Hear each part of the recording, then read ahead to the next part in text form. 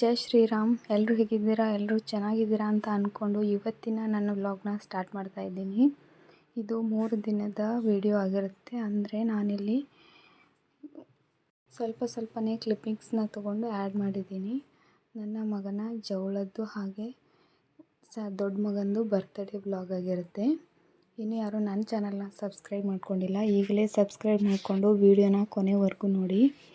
ಬೆಳಗ್ಗೆ ಬೇಗನೆ ಎದ್ದು ಸ್ನಾನ ಎಲ್ಲ ಮುಗಿಸ್ಕೊಂಡು ಜಗಳ ಇರೋದ್ರಿಂದ ಅಲ್ಲಿಗೆ ಹೋಗಬೇಕು ಅಂತ ಎಲ್ಲರೂ ಬೇಗ ರೆಡಿಯಾಗಿ ಗಾಡಿಯಲ್ಲಿ ಕೂತ್ಕೊಂಡು ಹೋಗ್ತಾಯಿದ್ದೀವಿ. ಹಾಗೆ ಸನ್ರೈಸ್ ತುಂಬಾ ಚೆನ್ನಾಗಿ ಬರ್ತಾಯಿತ್ತು. ಅದರದ್ದು ಒಂದು ಕ್ಲಿಪ್ಪಿಂಗ್ ಇರಲಿ ಅಂತ ವಿಡಿಯೋನ ಮಾಡಿಕೊಂಡೆ. ಇದೊಂಥರ ಬೆಳಗ್ಗಿಂದು ಜರ್ನಿ ನೋಡೋದಕ್ಕೆ ತುಂಬಾ ಚೆನ್ನಾಗಿರುತ್ತೆ.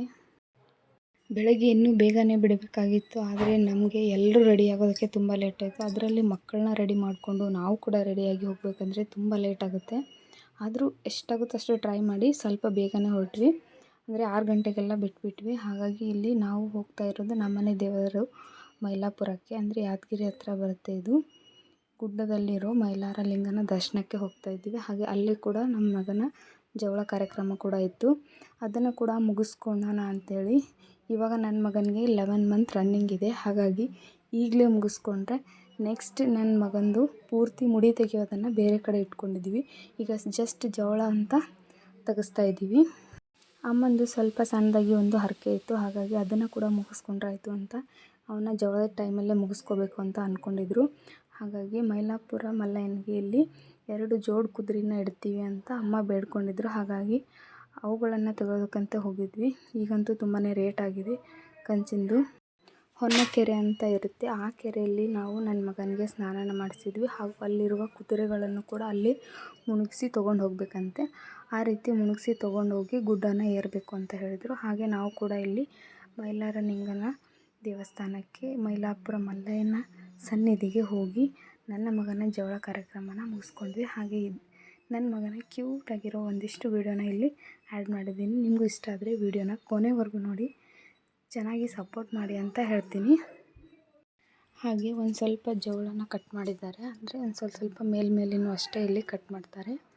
ಅದನ್ನು ಒಂದು ಎಲೆಗೆ ಸುತ್ತಿ ಆ ರೀತಿ ಕಟ್ ಮಾಡ್ತಾರೆ. ಅದನ್ನು ಕ್ಲಿಪ್ಪಿಂಗ್ ಮಾಡಬೇಕಂದ್ರೆ ಇಲ್ಲಿ ಎಲ್ಲರೂ ಸ್ವಲ್ಪ ಬ್ಯುಸಿಯಾಗಿರೋದ್ರಿಂದ ವೀಡಿಯೋನ ಮಾಡೋದಕ್ಕಾಗಲಿಲ್ಲ.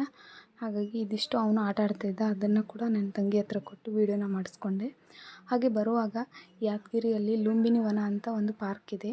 ಬಟ್ ಅದು ಮೊದಲಿಗೆ ತುಂಬಾ ಚೆನ್ನಾಗಿತ್ತು, ಇವಾಗ ಸ್ವಲ್ಪ ಹಾಳಾಗಿದೆ ಅಂತ ನನಗೆ ಪರ್ಸ್ನಲಿ ಅನ್ನಿಸ್ತು. ಯಾಕಂತಂದರೆ ಅಲ್ಲಿರೋ ಯಾವುದೇ ಒಂದು ಮೇಂಟೆನೆನ್ಸ್ ಕೂಡ ಸರಿಯಾಗಿದ್ದಿಲ್ಲ. ಹಾಗಾಗಿ ಒಂದೊಂದು ಆಟದ ಇದು ಕೂಡ ಒಂಥರ ಡಸ್ಟ್ ಒಂಥರ ಆಗಿದ್ವು. ಹಾಗೆ ಇಲ್ಲಿ ಸ್ವಲ್ಪ ಜಂಗ್ ಟೈಪ್ ಬಂದಿತ್ತು, ಮುರಿದೋಗಿದ್ವು, ತುಂಬಾ ಟಾಯ್ಸ್ ಮುರಿದೋಗಿದ್ವು. ಹಾಗಾಗಿ ಮಕ್ಕಳೆಲ್ಲ ಆಡ್ಬೋದಾಗಿತ್ತು ಇನ್ನೂ ಚೆನ್ನಾಗಿ. ಸ್ವಲ್ಪ ಬಿಸಿಲು ಜಾಸ್ತಿನೇ ಆಗ್ತಾಯಿತ್ತು. ನಾವು ಇವಾಗ ಇಲ್ಲಿ ಬಂದಿರುವಾಗ ಟೈಮ್ ಬಂದುಬಿಟ್ಟು 11:30 ಎಲ್ಲ ಆಗಿಬಿಟ್ಟಿತ್ತು. 11:30ಗೆ ಆ ನಮೂನೆ ಬಿಸಿಲಿತ್ತು.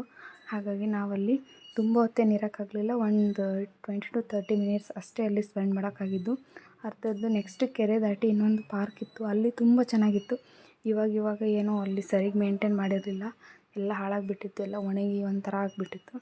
ನೋಡಬೇಕು ನೆಕ್ಸ್ಟ್ ಟೈಮ್ ಮಳೆಗಾಲದಲ್ಲಿ ಏನಾದರೂ ಅಲ್ಲಿ ಪಾರ್ಕಿಗೆ ಹೋದರೆ ಹೇಗಿರುತ್ತೆ ಅಂತ ನೋಡಿ ನೆಕ್ಸ್ಟ್ ಟೈಮ್ ಬೇಕಾದ್ರೆ ವಿಡಿಯೋನ ಪೂರ್ತಿಯಾಗಿ ಅವನದ್ದು ಮಾಡ್ಕೊಂಡು ಬರ್ತೀನಿ. ಹಾಗೆ ಮನೆಗೆ ಬಂದು ಎಲ್ಲರೂ ಮತ್ತೆ ಫ್ರೆಶ್ ಅಪ್ ಅನ್ನೋಕ್ಕೇನು ಸ್ನಾನ ಏನು ಮಾಡೋಕ್ಕೆ ಹೋಗಿಲ್ಲ. ಹಾಗೆ ರೆಡಿಯಾಗಿ ಮತ್ತೆ ಡ್ರೆಸ್ ಎಲ್ಲ ಚೇಂಜ್ ಮಾಡಿಕೊಂಡು ಹಾಗೆ ಮಕ್ಕಳ ಜೊತೆ ಸ್ವಲ್ಪ ಟೈಮ್ ಸ್ಪೆಂಡ್ ಮಾಡಿ ಎಲ್ಲರೂ ಮಲ್ಕೊಂಡ್ವಿ. ನನ್ನ ಮಗಂದು ಒಂದು ಸಿಂಪಲ್ ಆಗಿರೋ ಒಂದು ವೀಡಿಯೋನ ಮಾಡ್ಕೊಂಡ್ವಿ. ಅದನ್ನು ಕೂಡ ಇದರಲ್ಲಿ ಶೇರ್ ಮಾಡಿದ್ದೀನಿ.